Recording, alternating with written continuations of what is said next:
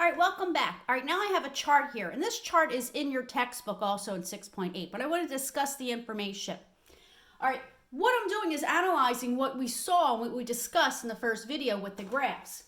If we talk about the sine function, we were only analyzing the sine function over the domain from negative pi halves to positive pi halves.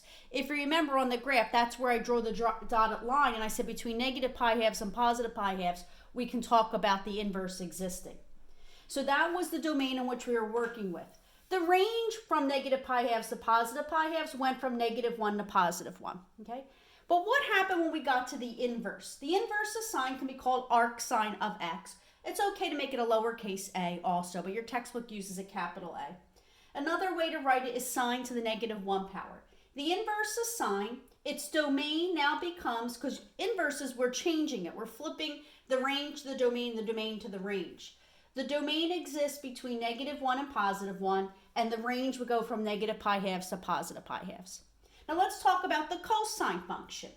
Y equals the cosine function. If you remembered in the first video I showed you with the graph of cosine, we only analyzed it from 0 to pi halves. That's where I put the dotted line.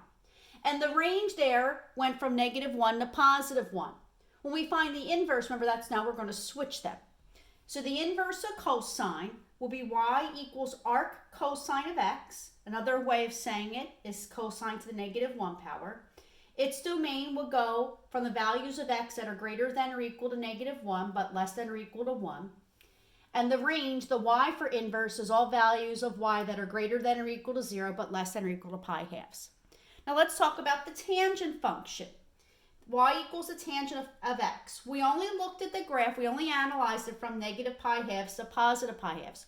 Notice here, x is only greater than negative pi halves and less than positive pi halves. Because remember, if you look at the graph for tangent, it's undefined at negative pi halves and it's undefined at positive pi halves. So that's why I can't equal them, because it's undefined there. And the range was all real numbers. Notice when we find the inverse, these switch. That's what inverse means. X and y becomes y and x. You flip them. The inverse of tangent is y equals arc tangent of x. It can be written that way. Or y equals tangent to the -1 power of x. So now its domain for inverse is all real numbers and the values of y that are greater than negative pi halves and positive pi halves, okay? I want to take a look at this chart. It's also in your textbook in section 6.8, but it's important that you look at this and you have this in your notes. All right, I'm going to turn this off, and now we're going to work at a couple example problems in my next video.